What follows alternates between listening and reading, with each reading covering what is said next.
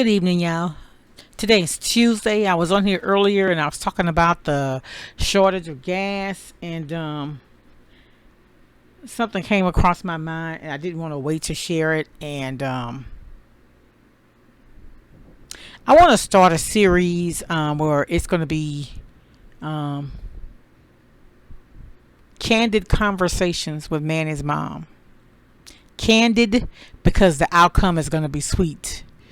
I My passion is helping people, and in my line of work, dealing with conflict resolution, employee relations, and I just really, it's my calling, it's my career, but it's also my passion, and I think it's my ministry.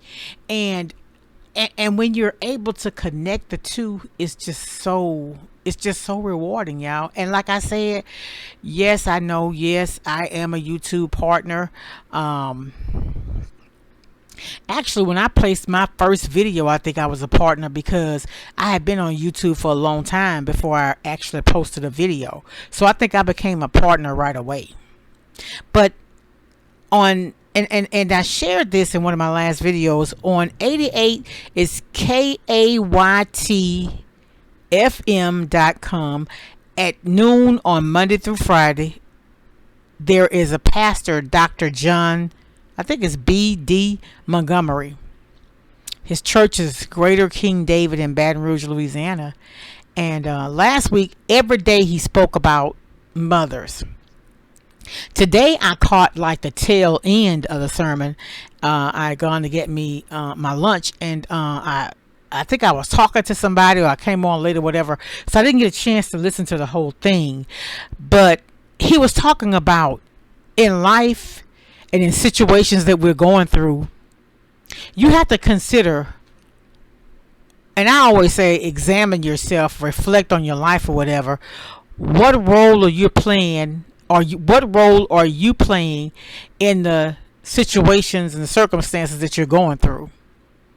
And he said that the first time that you allow something, the first time something happens to you, maybe somebody wronged you or something like that. The first time it happens, you're a victim because you weren't aware it was going to happen. It's just something that happened. But when you allow it to happen again, you're a volunteer. Yeah, I was in my car. I was in my car today coming back from lunch. I was shouting. I was like, you know what? That is so true. Are you a victim or a volunteer? Because if the same thing keeps happening, you are a volunteer. You are allowing it. So in other words, if you're dealing with a man that's a cheat, he's cheated on you before. The first time that you ever realized, or you knew for a fact that he cheated, you were a victim. But the second time, you were a volunteer. And so I was like, wow. Because look at it like this. If you touching something that's hot, the first time you may touch it, you don't know it's hot. Or it happened by accident. Now, if you had let that happen again, you volunteered that. You took it upon yourself to make that happen, or let that happen, or whatever. So, and we have to evaluate ourselves, because a lot of times we be going through things, man, it's just crazy. And it's like, why are we allowing ourselves to go through the same thing over and over and over again? My oldest sister died November of 2016, and I remember she had this guy that she dated. And if she was alive, she wouldn't mind me sharing this story. But Lord, my sister was so crazy, y'all. Oh, she was so much fun. So much fun. She was the oldest and she was the most outgoing. I remember my oldest brother said, my sister, she was at church every Wednesday for Bible study. She would work with the youth. They'd be on the bus taking the kids to other little cities here in Louisiana, to like different little associations and stuff with the children. And she used to love going to funerals. And my oldest brother, he died in last year in June. He said, "You always go to the funerals. You like that shit, don't it?" It was just so funny. Excuse me, y'all, if I offended anybody by cursing. But listen, let me tell y'all something. We as Christians got to learn how to have fun. You know what I'm saying? You can't be so heavenly bound you're no earthly good. Yes, I love the Lord. He heard my cry, and I try to live right. I try to help people, and I'm trying to live my life for Him. But I'm going to also have fun while doing so. Don't let anybody tell you have to live uptight. My pastor called them those super saved saints. But anyway, what I was getting ready. Oh, I know what I was getting ready to tell y'all. So the reason why I brought up my sister, I remember something she had told me a long time ago. So she was dating this guy, and I think the guy they had split up or something. I can't remember all the particulars, but he had a guy that was an older guy that he looked up to, like the guy was his mentor. And my sister used to confide in the guy, and he would give her advice and things like that. And I will never forget what she told me. That guy told her. The guy told her, said, you know what? Say, one thing you got to realize about life, when you're dealing with somebody and they know the things you like or dislike, and they continue to do things that you dislike, then they're disrespecting you, and they have no concern for your feelings. So when you're dealing with somebody that continuously hurts you, just like the other part, that's what made me think about it. If they continue to do it, you're volunteering you're volunteering, and allowing that hurt. But that man told my sister, he said, you know what? You gotta let one hurt do for all. You think about how deep that is. So that's why when I heard the pastor say that about from victim to volunteer, if you're allowed to keep happening. So when you're volunteering, you allowing that hurt to continue over and over and over again like a broken record. So at some point you got to stop it. So as an older woman, I'm 56 years old, I think I sit back and I reflect on my life, and I realize that anytime you're dealing with somebody and their true character is revealed early on, the best thing you could do is just walk away. Walk away. Because time is too precious. It's too precious. And the only thing permanent in life is change. You'll never see this day again. You'll never see yesterday. All you can hope for is tomorrow. So what I want to, especially, and my passion is young, single, especially mothers, because I think what happens is, and I'm a single mother, but I think men see us as vulnerable and weak. We're not weak. We're mothers. We're raising positive, progressive, compassionate, empathetic children. They're successful in life. So how dare you make the assumption that we're weak? We're just compassionate people. But what I want to say is,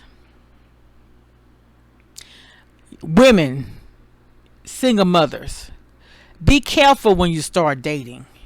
And I'm going to dedicate a whole video to that. We're going to get into it in depth. But what I'm saying is, make sure that the guy is looking for a relationship and just not trying to be with you for convenience. Because if you're a mother, you're going to make sure your children are fed and they have a place to lay their head. You understand? And you want to make sure that you're not adding another dependent. Because there are instances where, and I'm not saying, because, I love my brothers. And when I say brothers, black, white, Mexican, Asian, Puerto Rican, it doesn't matter. Because we're all sisters and brothers. God made us all. But what I'm saying is, know your worth. Do not settle. Sometimes God is a jealous God. And sometimes we get caught up with these men and we put more focus on them than we do on Him. And He's a jealous God. And and how many times are we going to allow the cycle to keep continue?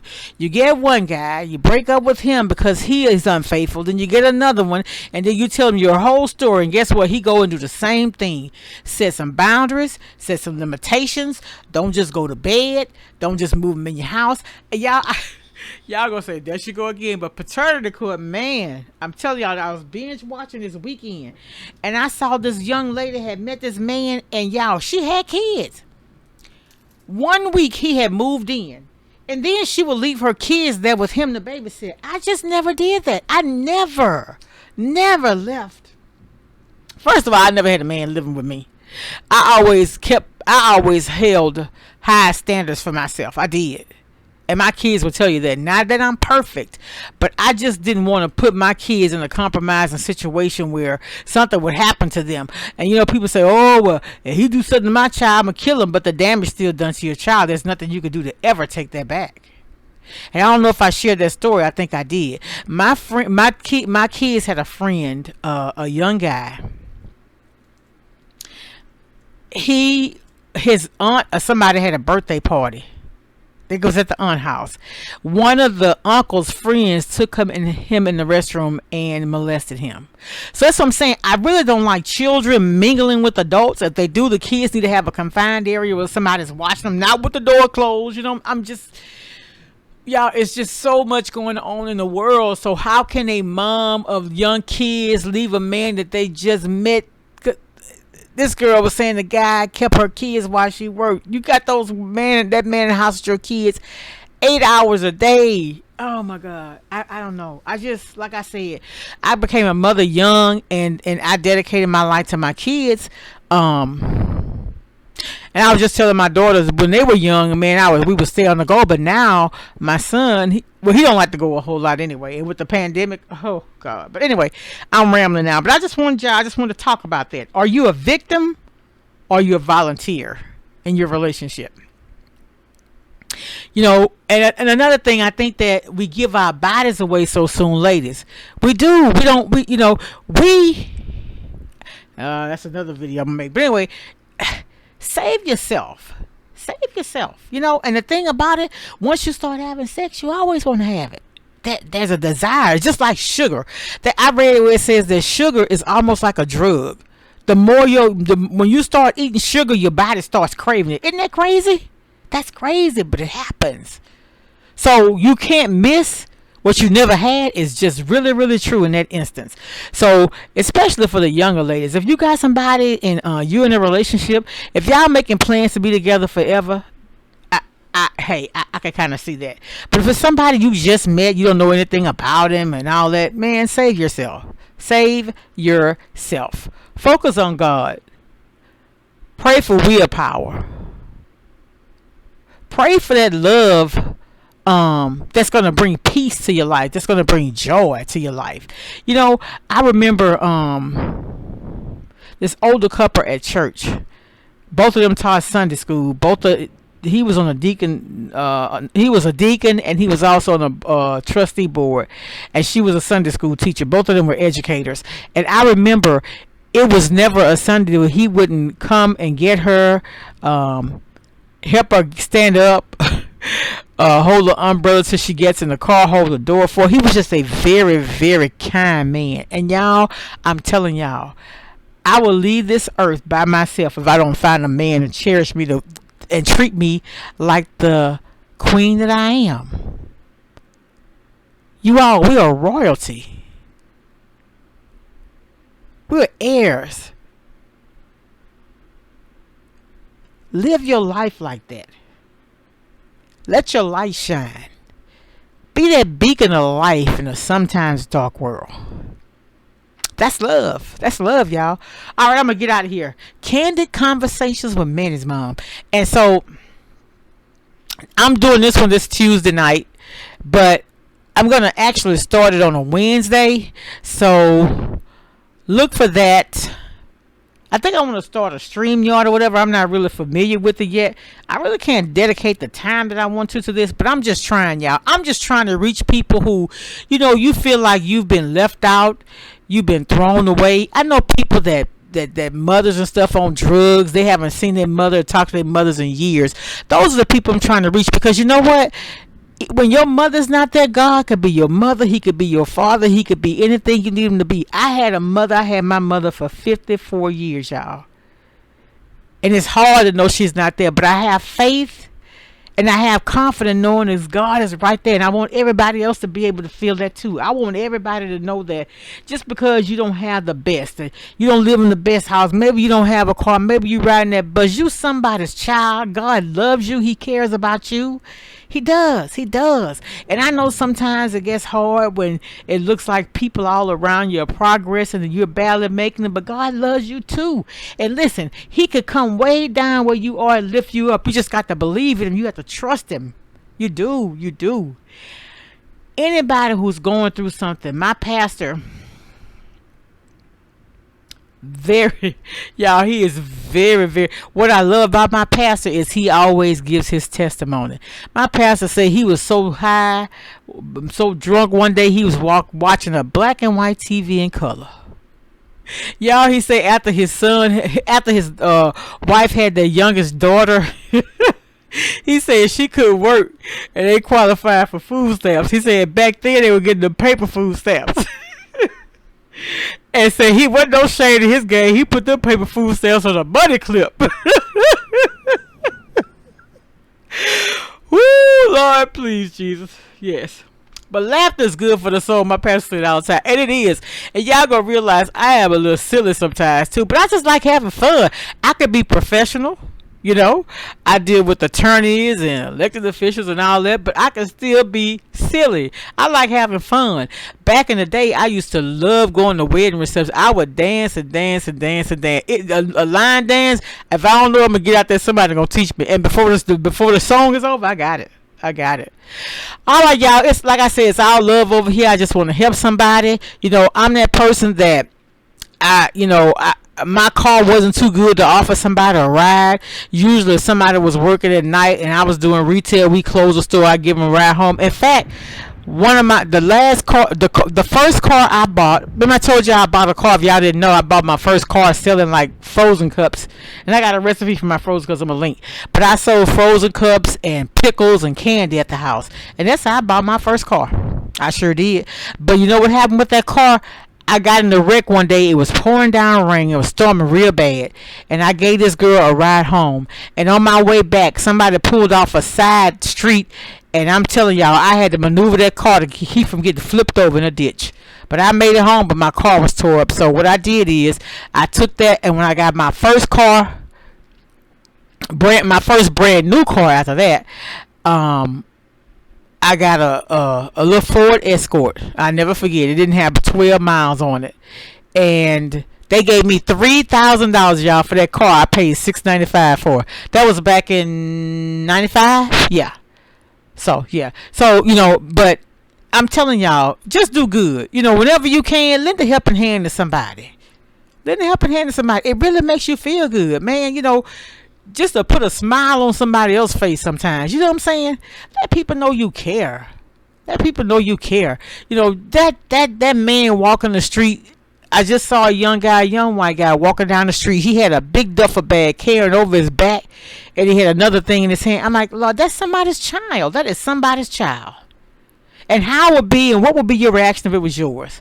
All right, y'all. It's like I said, it's all little. Let me go. I'm 18 minutes in, but I just wanted to come on and just talk to y'all a little bit. And I don't get very many views, but if I get one, hey, I'm grateful, because if I can help somebody, then my living ain't in vain. Much love, y'all. Be blessed. Talk to y'all later. Bye.